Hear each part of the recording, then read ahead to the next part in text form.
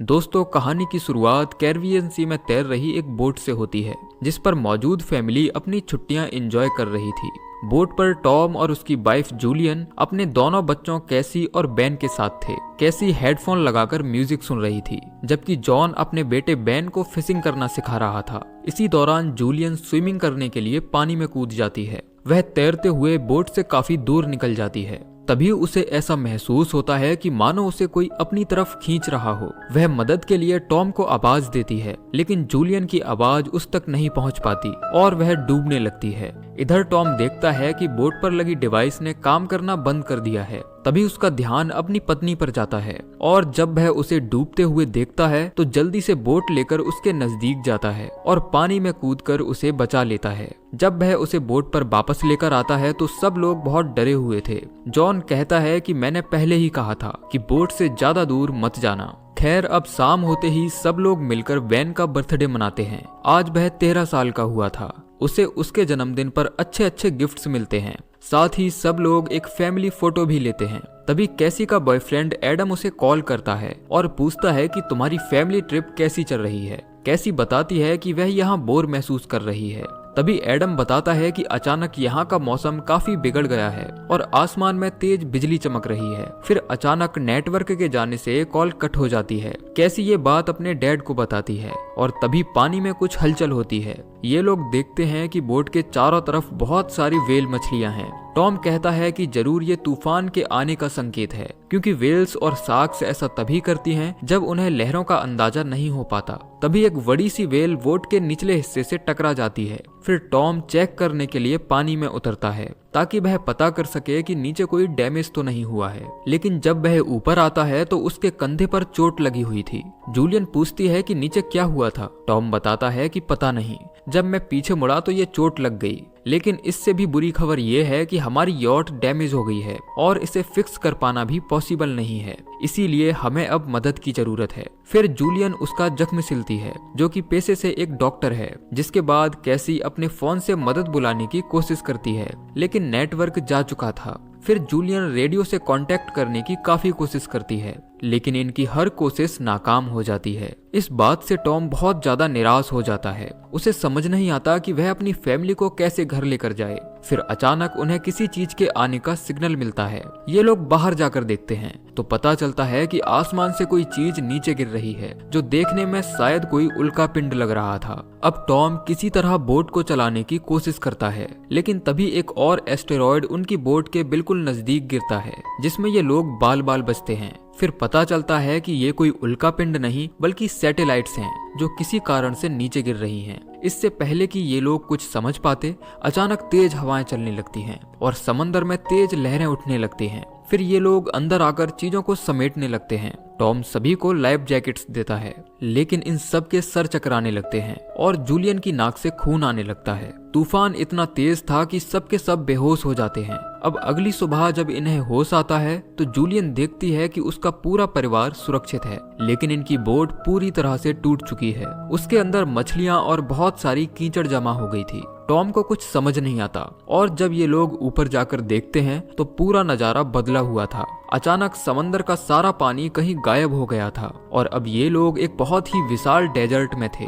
Tom map और compass के जरिए इस पूरी घटना को समझने की कोशिश करता है और उसे पता चलता है कि धरती के दोनों पोल्स की डायरेक्शन बदल चुकी है। नॉर्थ पोल अब साउथ बन चुका था और साउथ पोल नॉर्थ, जिसकी वजह से समंदर का सारा पानी दूसरी तरफ शिफ्ट हो गया और इस बदलाव की वजह से बहुत सारे इंसान मारे जा चुके होंगे। ये सुनकर कैसी रोने लगती है, क्योंकि उसे एडम की चिंता हो रही थी। अब ये लोग भी इस डेजर्ट में फंस चुके थे, इसीलिए जूलियन सारा खाना इकट्ठा करने लगती है, जबकि टॉम अभी भी रेडियो से कांटेक्ट करने की कोशिश कर रहा था। उधर बेन एक ऊंची पहाड़ी पर जाकर बैलून्स बांधकर हवा में छोड़ देता है, ताकि अगर कोई आसपास हो तो उन्हें देख ले। अब कुछ देर बाद रेडियो पर उन्हें एक आवाज सुनाई देती है। यह आदमी बताता है कि मेरा नाम नोब है और मैं एक छोटी सी सबमरीन का कैप्टन हूँ। टॉम कहता है कि हमें तुम्हारी मदद चाहिए। नोब कहता है कि नहीं कर सकता, मैं भी तुम्हारी तरह फंस गया हूँ। टॉम पूछता है कि तुम्हारे अकॉर्डिंग क्या हुआ होगा। कैप्टन बताता है कि ये पोल्स के बदलने से हुआ है, लेकिन मेरी कैलकुलेशन के हिसाब से पोल्स एक हफ्ते में अपनी जगह पर वापस आ जाएंगे और इस बार जो वेव्स आएंगी वो बेहद ही खतरनाक होंगी। जिसके बाद जूलियन अपने दोनों बच्चों को सामान पैक करने भेज देती है। टॉम पूछता है कि तुम्हारी सबमरीन में कितने लोगों की जगह है। नोब बताता है कि मेरा एक साथी मारा जा चुका है, इसीलिए अब इसके अंदर 3 लोग आ सकते हैं। टॉम कहता है कि ठीक है, तो मुझे तुम अपनी लोकेशन बता दो ताकि मैं अपने दोनों बच्चों को सबमरीन तक ला सकूं।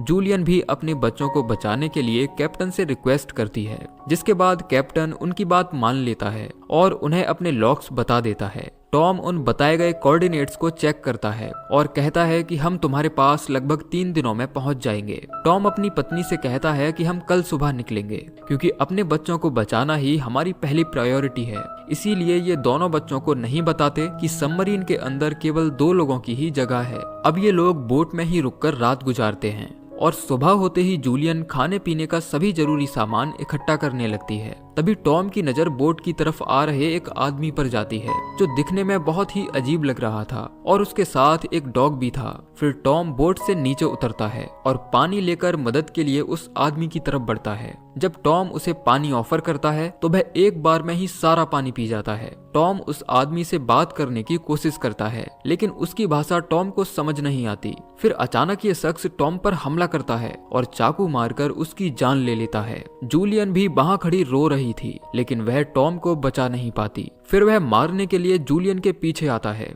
जिसके बाद वह दौड़कर बोट पर जाती है और उसके आने से पहले अपने दोनों बच्चों को छिपा देती है। साथ ही वह कैसी को एक फ्लेयर गन देती है और कहती है कि जरूरत पड़ने पर इसका इस्तेमाल करना।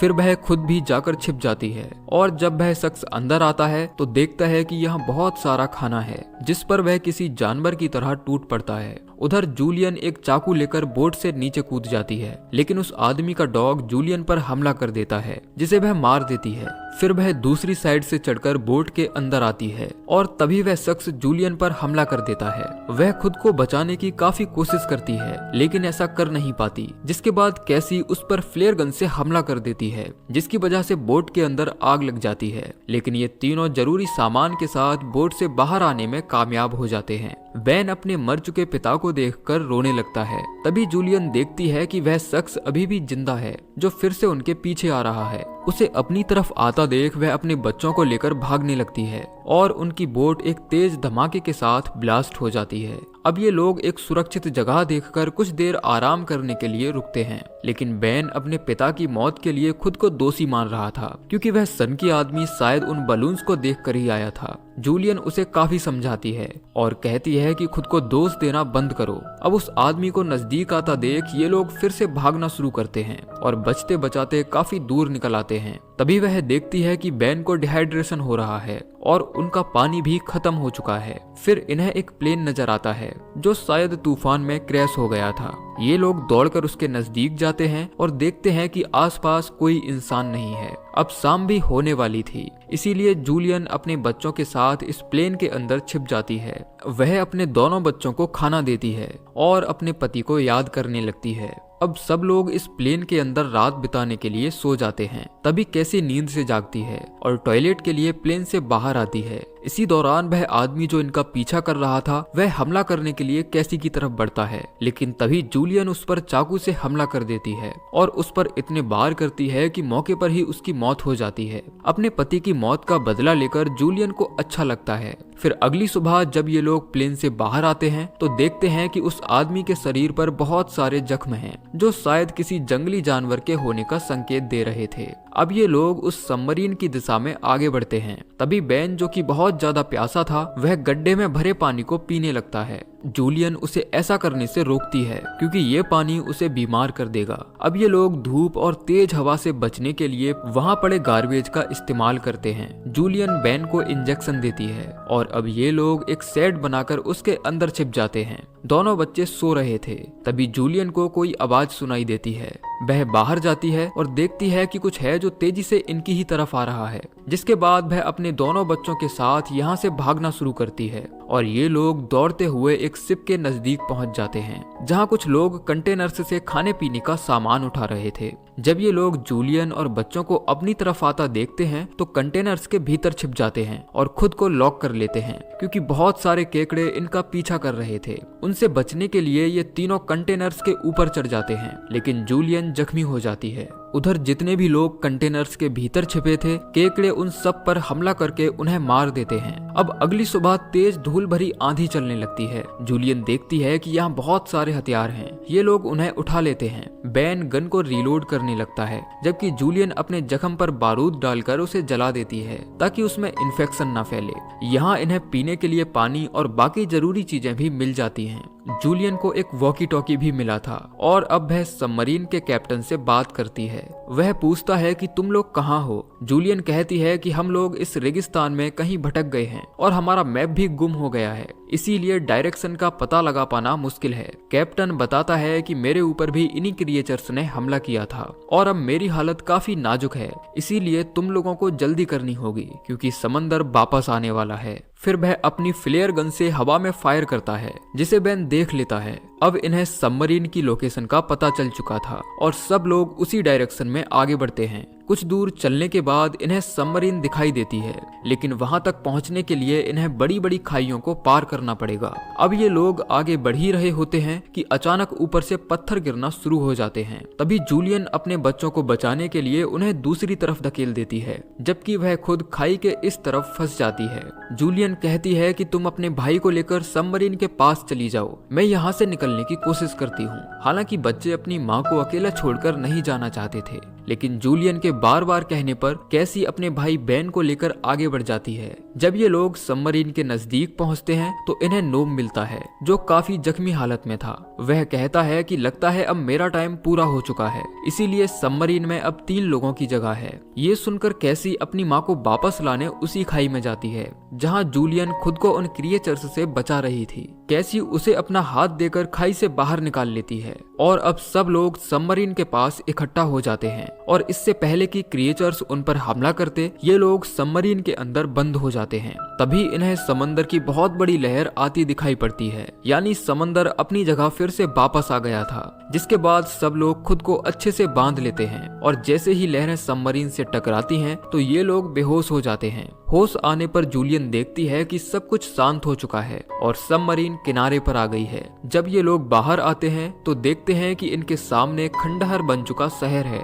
जिसे इस तूफान ने पूरी तरह नष्ट कर दिया था। लेकिन खुशकिस्मती से ये लोग जिंदा बच गए थे और इसी के साथ ये मूवी एंड हो जाती है। तो दोस्तों, ये थी कहानी सर्वाइव मूवी की, जो जरूर आपको पसंद आई होगी। बाकी आप लोग हमें कमेंट करके बता सकते हैं। मिलते हैं अगली वीडियो में, तब तक के लिए जय श्री कृष्ण।